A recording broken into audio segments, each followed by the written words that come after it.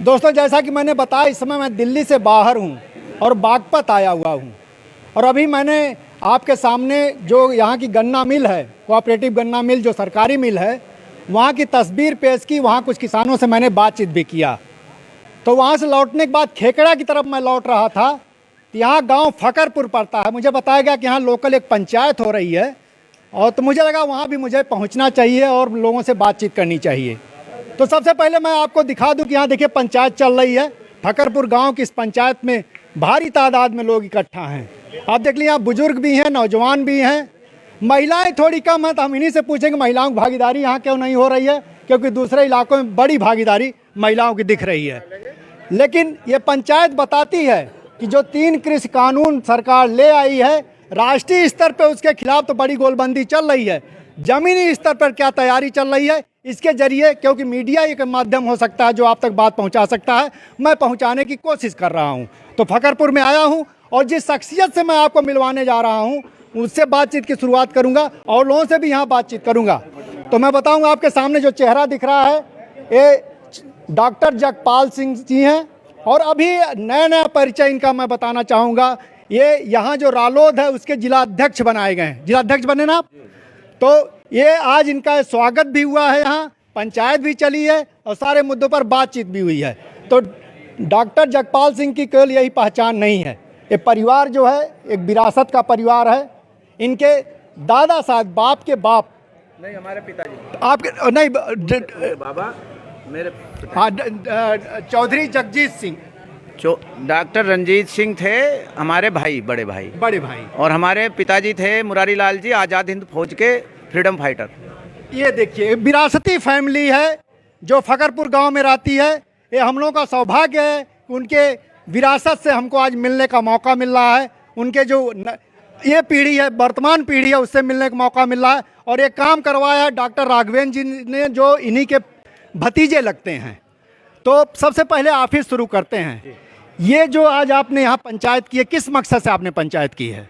पंचायत किसान आंदोलन चला हुआ है और सरकार पूरी तानाशाही के साथ किसानों को दबाना चाहती है, डराना चाहती है, झूठे मुकदमे लगाना चाहती है, ट्रैक्टरों के चालान करना चाहती है।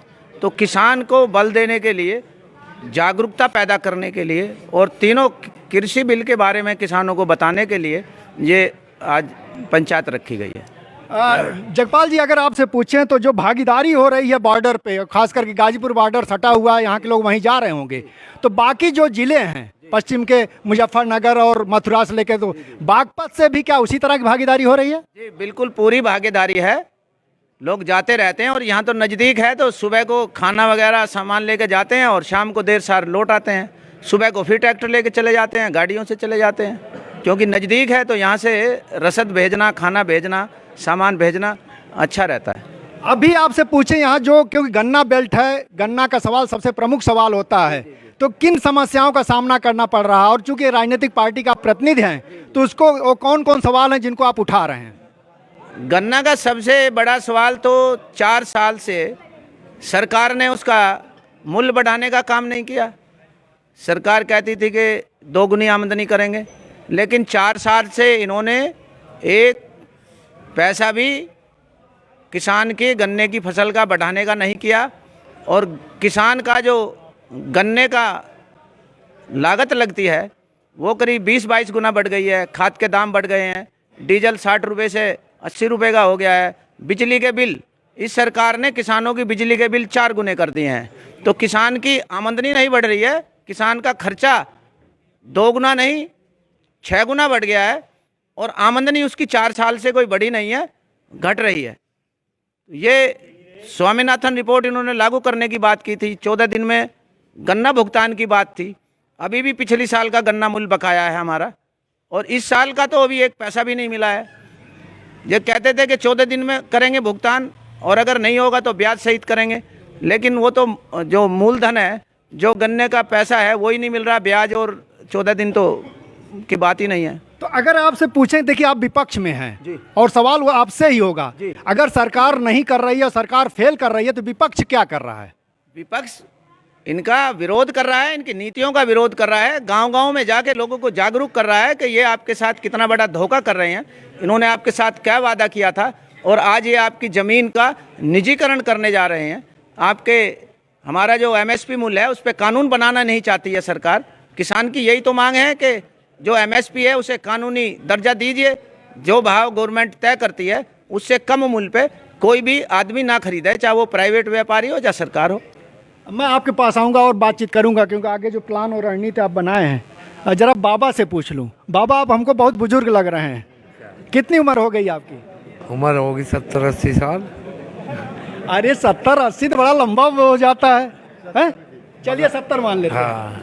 तो अभी ये बताइए, अभी जो गन्ना की हालत है, आप ही लोग जो है गन्ना किसान हैं, और आपने एक ज़माना देखा गन्ने का, गन्ने की खेती से पूरा इलाका समृद्ध हुआ।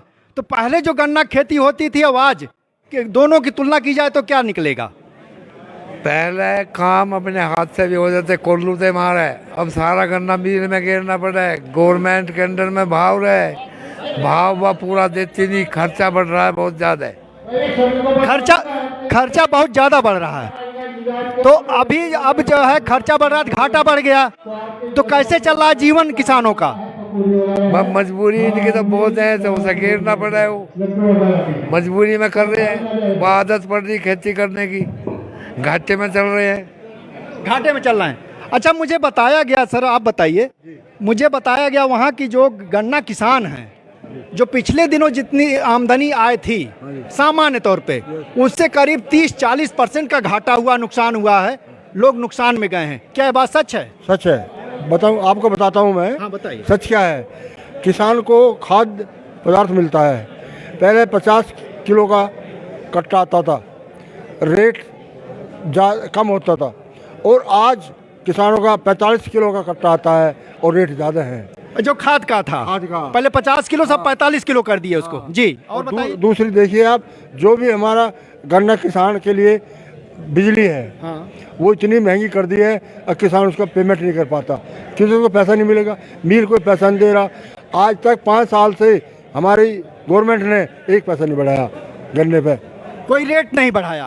और ये वादा करके आए थे सबकी आय दुगनी करेंगे। हाँ, वो भी नहीं करा कुछ भी। ये तो आप मतलब अभी क्या इसको लेके कोई गोलबंदी हो रही, बातचीत हो रही है लोगों के बीच? ऐसा है, सभी मिलके साथ करेंगे तो गवर्नमेंट को मानना पड़ेगा, नहीं मानेगी तो गवर्नमेंट जाएगी। गवर्नमेंट जाएगी। चलिए, आखिरी बात इधर कर लेते हैं। आप जो है, शुभ नाम बताइए अपना। ब्रजभूषण त्यागी है मेरा नाम। ये जो किसान बेल्ट है और तीनों कृषि कानून आए हैं, तो हम देख रहे हैं, देखिए पंजाब हरियाणा का किसान तो समझ गया है कि उसकी खेती अब चली जाएगी और अपने खेत पर ही वो मजदूर हो जाएगा। क्या कुछ इस तरह की स्थिति यहाँ भी लोग सोच रहे हैं? तो सभी किसानों के लिए एक ही नियम है, मतलब ये किसान विरोधी पार्टी है, किसान के हित में कुछ नहीं है। जी, आप बोलिए। ये किसान विरोधी पार्टी है, किसान के हित की पार्टी की नहीं है। ये बस जो वादे किए हैं एक भी खरा नहीं उतरा इनका। इलाके के लोग क्या मतलब सरकार के खिलाफ जा रहे हैं? आज जा रहे हैं, सब खिलाफ ही ना बैठे हैं यहाँ, अच्छा, और वहाँ मतलब धरना चली रहा है। इस तरह की पंचायतें गांव की जो है, गांव के स्तर पर और भी हो रही हैं? हाँ, हर गांव में हो रही है। हो रही हैं। हाँ, हो रही है। कौन लोग कर रहे हैं? ये तो किसान कर रहे हैं, सब आपस में किसान कर रहे हैं। और गाजीपुर और बाड़, की तो हम ही हैं, कौन करेगा हमारी पंचायत? लेकिन हमको बताइए, नौजवानों की भागीदारी उतनी नहीं हो रही है। भाई जो भागीदारी नौजवानों की है वे अपने को ठीक कर रहे हैं। वे किसान विरोधी पार्टी के जो किसान हैं वे ही विरोध कर रहे हैं, हमें चाहिए अपना हक। जी जी, चलिए उधर एक बात करते हैं, आपके पास आते हैं। सर प्लीज थोड़ा सा आप रुक जाए। हाँ चलिए। जी जी जी जी जी, बताइए बताइए। बूझ के बुझे। जी जी, बूझ के बुझे। मैं ये पूछ रहा हूँ कि गन्ना किसान जो पहले जितना लाभ पाते थे अपने खेत से, क्या लाभ उसी तरह से मिल रहा है? एक पाई का भी लाभ नहीं मिल रहा, नुकसान में जा रहे हैं। गन्ने की खेती, हमारा ये गन्ना बेल्ट है, पश्चिमी उत्तर प्रदेश में गन्ने की खेती सीनियर है, इसी से हमारी तरक्की हुई। लेकिन उन्होंने 7 साल से हमको बिल्कुल मिट्टी मिला दिया। गन्ने से हमें कोई नुकसान के अलावा एक पाई का फायदा नहीं है। और इन्होंने हमारे सब मामले रास्ते बंद कर दिए, कोई नहीं, कुछ नहीं छोड़ा। अब तो इनके पत्ते कटवा दो, ये बात जो हम कहें मान लो पूछा करो। ये बात जो हम कह रहे हैं आपसे, आप ये बात वहाँ तक पहुँचाओ सरकार के कानून में। जी जी, ये नहीं कि इनसे सुनिए वहाँ ना पहुँचाओ तो कोई फायदा नहीं, ये सीधा जा रहा है। सीधा वहीं पहुँचाओ यहाँ। हाँ जी, भला भाई चौहान साहब तो बहुत बढ़िया आदमी है और पूरी बैक कर किसानों के फेवर की बात करेगा। चौधरी जी ये बताइए, लेकिन नौजवान जो है, बच्चे नहीं शामिल हो रहे हैं इस लड़ाई में। ये नौजवान, ये सारे देखिए सारे नौजवान ही खड़े एक बैठे थे, टोटल नौजवान हमारे फेवर में है इस वक्त। जो गलती इन्होंने कर दी उसमें सुधार चाहते हैं अब ये। अच्छा, जो गलती नौजवानों से हो गई थी अब उसमें सुधार चाहते हैं, सब नौजवान हमारे साथ हैं। आप लोग सुधार कर रहे हैं गलती में। जय जवान जय किसान का नारा है, जवान भी मारे किसान भी मारे। हम हमारे बालक वहाँ बॉर्डर पे हैं, हम यहाँ हैं। क्या बात, ये हमारे साथ अत्याचार कर रहे हैं, ये नहीं होने देंगे हम किसी बेस पे भी। चलिए देखिए, यहाँ जो आवाज़ आ रही सबकी एक ही आवाज़ है, और यहाँ से एक दो लोगों से कमेंट ले लेते हैं। सर, ये जो भागीदारी है बुजुर्गों के अलावा नौजवानों की भी इसमें है। इसी तो करो बात ही। चलिए आप बताइए, आप देख रहे हैं बिल्ला लेके घूम रहे हैं, ये लड़ाई बड़ी गोलबंदी की तरफ बढ़ रही है, पूरी बढ़ेगी लड़ाई, गांव-गांव में जा रही है, गांव-गांव में भी जाएगी, शहर-शहर में भी जाएगी। तो मतलब गाजीपुर बॉर्डर पे यहाँ से संख्या बढ़ेगी आप कह रहे हैं? खूब बढ़ेगी। कितना तक बढ़ जाएगी? कुछ आगाड़ नहीं। अच्छा, सिट्टी मारते एक बार कह लिया, आज सारे किसान बैठे थे, तेल भरवा क्या ट्रैक्टर में तैयार है, जी जानते हैं उनके साथ। अच्छा, और जाते भी आते भी हैं।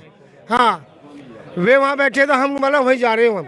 हाँ, यहाँ एक निगाह जी खेत जी, में आप बताइए। इस बीजेपी पार्टी ने सबसे पहले हिंदू मुस्लिम कराया, और ये क्या नाम है, जहाँ भी जाते हैं लड़ाई कराते हैं। हमारे बच्चों का रोजगार छीन लिया, हमारे किसानों को दबंग करना चाहते हैं। ठीक है ना, हम इस बीजेपी पार्टी से हम बहुत दुखी हैं, और आइंदा इस पार्टी को उखाड़ कर फेंकना चाहते हैं। आप भी कुछ इसी तरह का मत रखते हैं? पूरी तरह से पार्टी चाहेंगे बीजेपी को।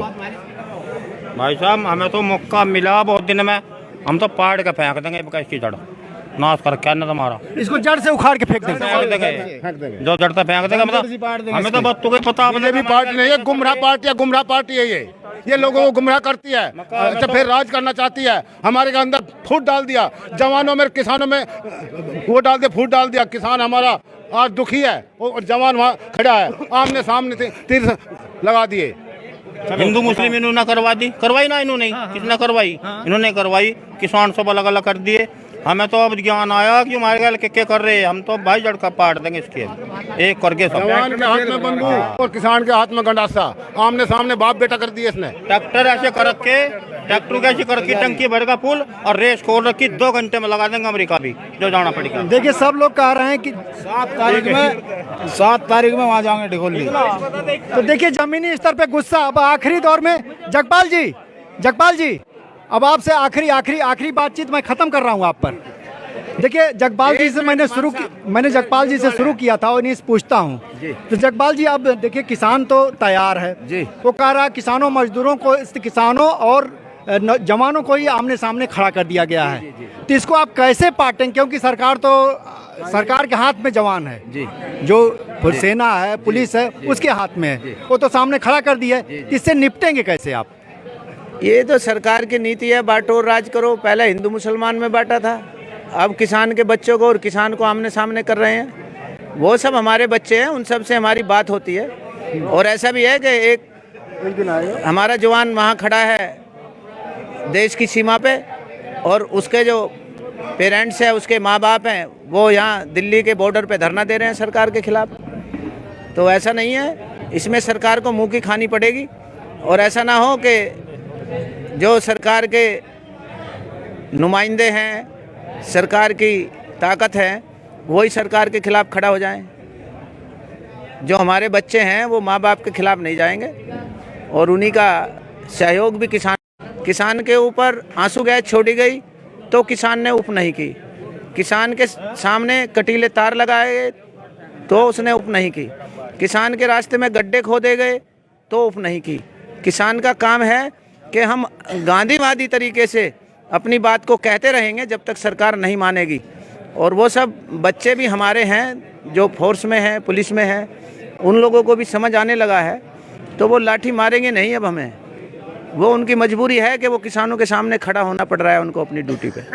जनचौक से बातचीत करने के लिए बहुत बहुत शुक्रिया। देखिए कह रहे हैं जवानों और किसानों को भले लड़ाने की कोशिश कर रही सरकार, लेकिन ये लड़ाई कभी नहीं होगी और अपने ही बेटे हैं और एक दिन उनको साथ आना है। भावनात्मक रूप से, मानसिक रूप से वो साथ हैं, भले एक मजबूरी में सामने उनको खड़ा कर दिया गया है। तो आप कह सकते हैं जमीनी गोलबंदी तेज हो रही है। जो कुछ लोग कह रहे थे बॉर्डर पे किसान नहीं है, कैंप खाली हो रहे हैं, उनको इन जमीनी गोलबंदियों पर नज़र रखनी चाहिए। आप देख रहे हैं गांव-गांव के किसान गोलबंद हो रहे हैं, सबके अंदर का गुस्सा बढ़ रहा है और ये गुस्सा जिस दिन फटेगा सरकार के लिए भारी पड़ेगा।